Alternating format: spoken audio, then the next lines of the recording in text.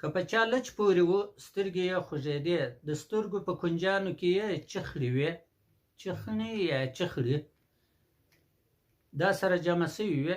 د دې پرېمنځل څنګه دی؟ فرض دی که نه دی؟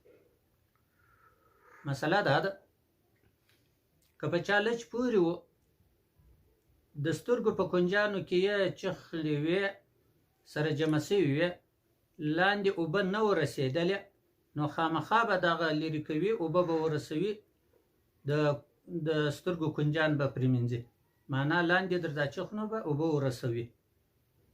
فتاوای تاتارخانیه کتاب طهارت فصل اول الوضوء اول جلد 109 مخ.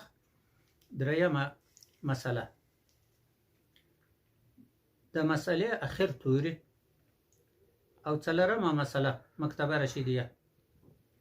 بحرائق کتاب طهارت فرائض وضوء اول جلد